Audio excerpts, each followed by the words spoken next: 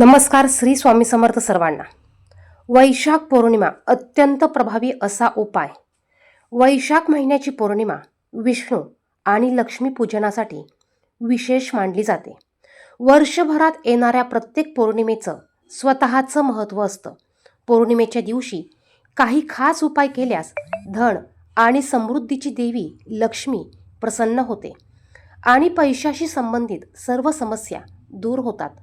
जीवनात सुख, समृद्धी आणि कल्याण येतं. हिंदू पंचांगानुसार दुसरा महिना वैशाख भगवान विष्णूंना खूप प्रिय आहे.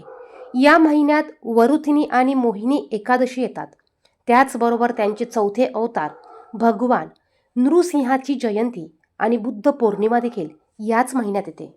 आज या व्हिडिओमध्ये आपण अत्यंत साधा, सोपा आणि प्रभावी उपाय कसा आणि कधी करायचा याविषयीची माहिती पाहणार आहोत.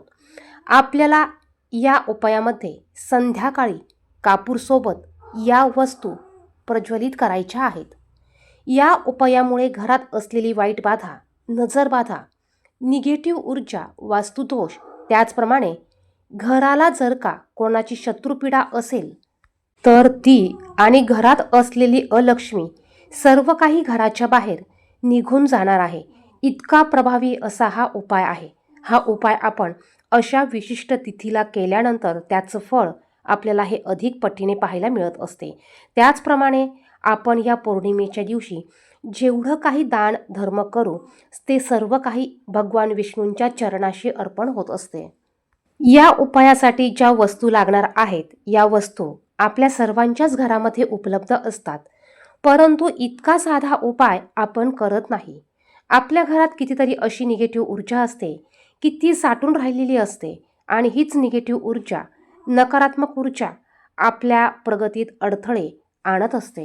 वैशाख महिना भगवान विष्णूंना खूप प्रिय आहे आणि या महिन्यात भगवान विष्णूंसोबत देवी लक्ष्मीची पूजा करण्याची प्रथा आहे.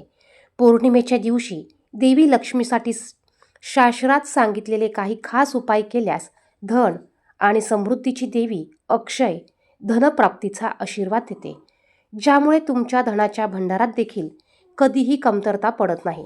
वैशाख पौर्णिमेच्या संध्याकाळी कापूर जाळताना त्यासोबत ही एक वस्तू टाकून घरात फिरवण्याची पद्धत अनेक ठिकाणी मांडली जाते.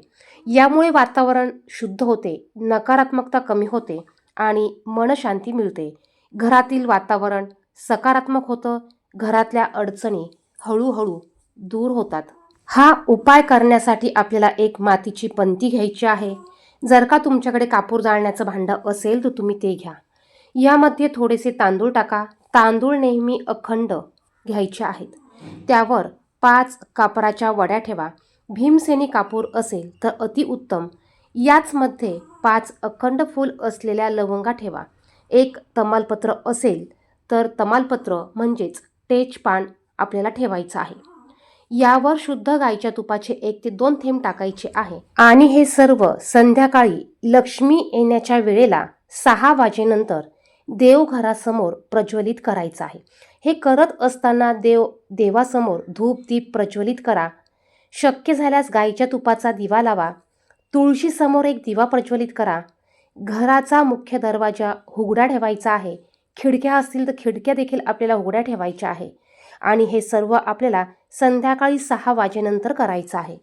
आता या वस्तू जाळल्यानंतर आपल्याला याचा धूर आपल्या संपूर्ण घरामध्ये फिरवायचा आहे. त्यानंतर हे भांडं घराच्या मुख्य दरवाजाच्या उंबरट्यावर आपल्याला ठेवायचं आहे. हे जळत असताना माता लक्ष्मीच्या कुठल्याही मंत्राचा जप करा किंवा श्री स्वामी समर्थ या मंत्राचा जप करा. यामुळे घरातल्या काही अडचणी असतील त्या हळूहळू कमी होण्यास 100% मदत होईल. यानंतर या जळालेल्या वस्तू एखाद्या झाडाखाली निर्मल्यामध्ये टाकून द्यायच्या.